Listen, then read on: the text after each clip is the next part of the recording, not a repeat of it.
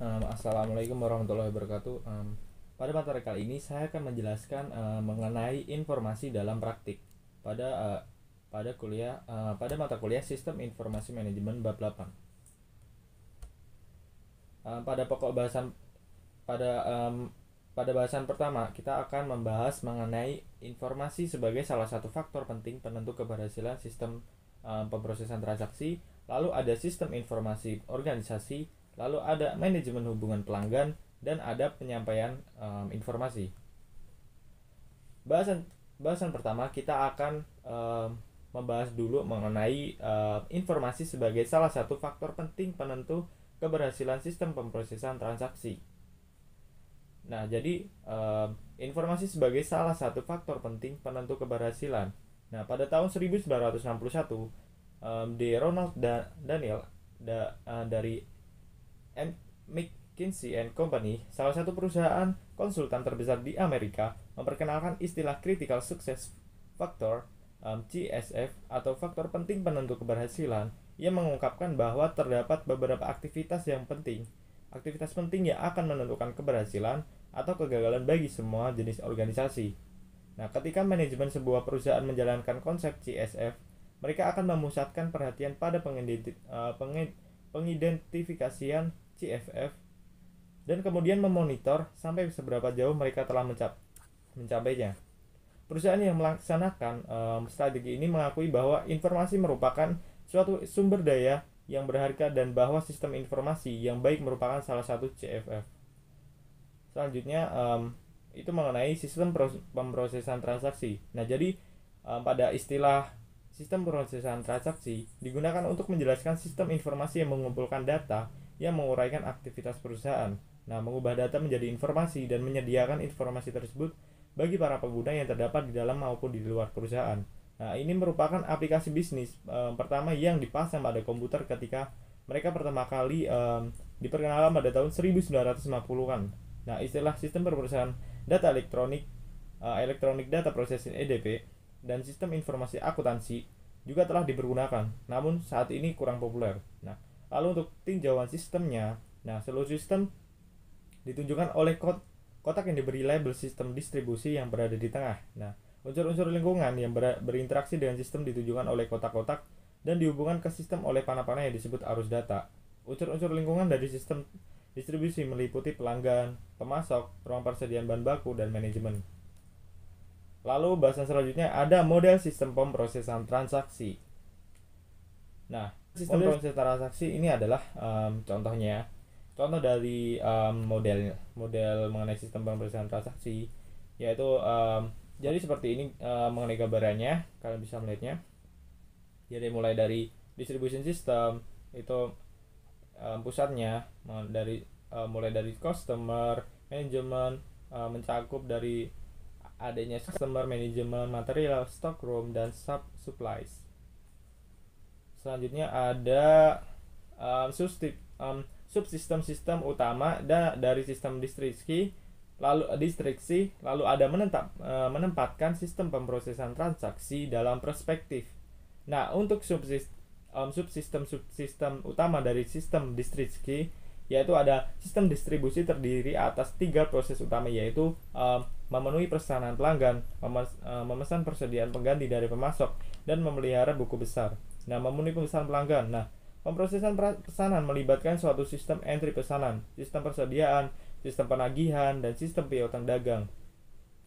Memesan persediaan pengganti pemasok. Nah, untuk memesan persediaan pengganti pasok itu ada sistem pengganti persediaan terdiri atas sistem pembelian, sistem penerimaan, dan sistem utang dagang. Nah, untuk memelihara buku besar, sistem buku besar terdiri atas 2 sistem utama, yaitu memperbarui sistem buku besar dan sistem pembuatan laporan manajemen. Nah, untuk menempatkan sistem pemrosesan transaksi dalam perspektif, sistem pemrosesan transaksi adalah sistem informasi pertama yang terkomputerisasi. Selain sebagai area aplikasi yang paling dapat dipahami, sistem ini juga berperan sebagai fondasi dari semua aplikasi lainnya. Fondasi ini mengambil bentuk basis data yang mendokumentasikan semua hal yang penting yang dilakukan oleh perusahaan dalam menjalankan operasinya dan berinteraksi dengan lingkungannya. Bahasan selanjutnya adalah sistem informasi organisasi. Sistem informasi organisasi itu area-area bisnis, perusahaan keuangan, sumber daya manusia, layanan informasi, manufaktur, dan pemasaran menggunakan basis data yang diproduksi oleh sistem pemrosesan transaksi. Ditambah data dari sumber-sumber yang lain untuk menghasilkan informasi yang digunakan oleh para manajer dalam mengambil keputusan dan memecahkan masalah. Selanjutnya ada sistem informasi pemasaran memberikan informasi yang berhubungan dengan aktivitas pemasaran perusahaan. Nah, yang pertama itu ada subsistem output. Nah, setiap subsistem output memberikan informasi mengenai unsur-unsur penting di dalam bauran pemasaran. Nah, pada bauran pemasaran atau marketing mix terdiri atas 4 unsur utama yang dikelola oleh manajer agar dapat memenuhi keuntungan. Nah, subsistem output terdiri atas 5, yaitu yang pertama ada subsistem produk. Nah, pada subsistem produk memberikan informasi mengenai produk-produk perusahaan. Nah, untuk subsistem lokasi memberikan informasi mengenai jaringan distribusi perusahaan. Untuk subsistem promosi memberikan informasi mengenai iklan dan aktivitas penjualan pribadi perusahaan. Nah, untuk subsistem harga itu membantu manajer mengambil keputusan harga. Lalu untuk subsistem bauran terintegrasi memungkinkan para manajer mengembangkan strategi yang mempertimbangkan pengaruh gabungan dari unsur-unsur di atas. Lalu untuk yang kedua itu ada basis data. Nah, pada basis data pada materi yang lalu kita udah tahu dong. Jadi basis data itu kan merupakan data yang digunakan oleh subsistem output yang berasal dari basis data. Basis data dipopulasikan dengan data yang berasal dari 3 subsistem output. Lalu yang ketiga ada subsistem input. Nah, sistem pemrosesan transaksi mengumpulkan data dari sumber-sumber internal dan lingkungan lalu memasukkannya ke dalam basis data. Selanjutnya ada sistem informasi sumber daya manusia dan sistem informasi eksekutif. Nah, untuk ini ada sistem informasi sumber daya manusia, lalu ada sistem informasi manufaktur, lalu ada sistem informasi keuangan, dan ada sistem informasi eksekutif. Nah, untuk sistem informasi sumber daya manusia memberikan informasi kepada seluruh manajer perusahaan yang berkaitan dengan sumber daya manusia perusahaan. Nah, untuk manufaktur sendiri, sistem informasi manufaktur itu memberikan informasi kepada seluruh manajer perusahaan yang berkaitan dengan operasi manufaktur perusahaan. Nah, untuk sistem informasi keuangan itu memberikan informasi kepada seluruh manajer perusahaan yang berkaitan dengan aktivitas keuangan perusahaan. Dan terakhir mengenai sistem informasi eksekutif itu adalah suatu sistem informasi yang memberikan informasi kepada para manajer di tingkat lebih tinggi atas kinerja perusahaan secara keseluruhan. Nah, sistem informasi ini biasanya terdiri atas stasiun-stasiun kerja eksekutif yang terhubung melalui jaringan ke komputer pusat. Para perancang sistem informasi eksekutif membuat sistem secara fleksibel sehingga ia akan dapat memenuhi keinginan semua eksekutif apapun itu. Nah, untuk bahasan selanjutnya itu ada figur untuk model sistem informasi pemasaran. Nah, ini adalah contoh model sistem informasi pemasaran. Ini ada model sistem informasi sumber daya manusia. Nah, berbeda dari model sistem informasi tadi. Ya, untuk manufaktur itu seperti ini, dan untuk model sistem informasi keuangan seperti ini. Kalian bisa lihat. Selanjutnya ada model EIS. Nah, model EIS itu selanjutnya bahasan selanjutnya ada manajemen hubungan pelanggan. Nah, jadi basis data yang kita masukkan dalam model sistem pemrosesan transaksi dan dalam model-model sistem informasi pemasaran, sumber daya manusia, manufaktur, dan keuangan dimaksudkan untuk mendukung para pengguna dalam mengerjakan aktivitas mereka sehari-hari. Data dalam basis data ini harus terbaru sehingga mereka memiliki dasar terbaik untuk membuat keputusan dan memecahkan masalah.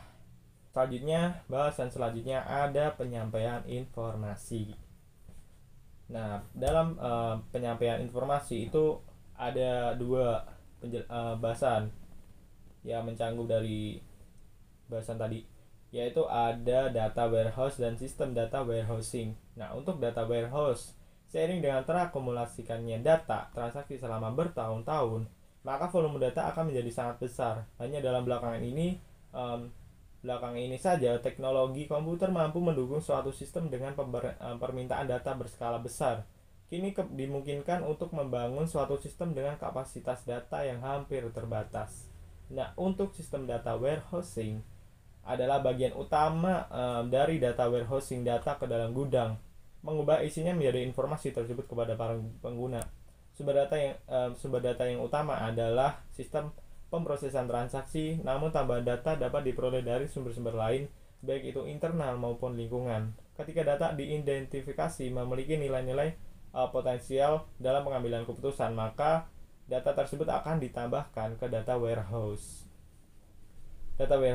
Nah, ini model sistem dari data warehousing. Nah, tentunya dalam data warehouse itu terdapat karakteristiknya dong. Nah, jadi data warehouse, gudang data telah diberikan untuk menjelaskan penyimpanan data yang memiliki karakteristik sebagai berikut. Nah, itu ada 4. Yang pertama, ada kapasitas penyimpanan yang sangat besar. Jadi karakteristik data itu kan jadi penyimpanan itu memberikan kapasitas yang sangat besar karakteristiknya. Hal yang kedua, data diakumulasikan dengan menambahkan catatan baru. Yang ketiga, data dapat diambil dengan mudah. Dan yang terakhir, data sepenuhnya digunakan untuk mengambil keputusan dan tidak digunakan oleh operasi perusahaan sehari-hari. Selanjutnya, jadi bagaimana data disimpan dalam tempat penyimpanan data warehouse? Nah, dalam tabel dimensi, data pengidentifikasi akan disimpan di tabel dimensi. Istilah dimensi mengartikan pemikiran bahwa data tersebut dapat menjadi basis untuk melihat data dari berbagai sudut pandang atau berbagai dimensi terusnya. Nah, dalam suatu basis data, seluruh data mengenai subjek tertentu disimpan bersama dalam satu lokasi yang biasanya berbentuk sebuah tabel. Data tersebut meliputi data pengidentifikasi, data deskriptif, dan data kuantitatif. Tabel faktanya, tabel-tabel terpisah disebut tabel fakta, berisi ukuran-ukuran kuantitatif sebuah entitas objek atau aktivitas. Fakta penjualan pelanggan, itu ada tabelnya, ada unit penjualan aktual, unit penjualan anggaran, jumlah penjualan aktual, dan bla bla bla bla. Selanjutnya ada paket informasi. Pengidentifikasian semua dimensi akan digunakan dalam analisis aktivitas tertentu. Nah, ini adalah format paket informasinya. Lalu untuk skema bintang, untuk setiap dimensi ada satu kunci yang mengidentifikasi dimensi dan menciptakan hubungan ke paket informasi. Karena ada kemiripan dengan bentuk bintang, maka disebut skema bintang. Nah, ini adalah contoh skema bintangnya.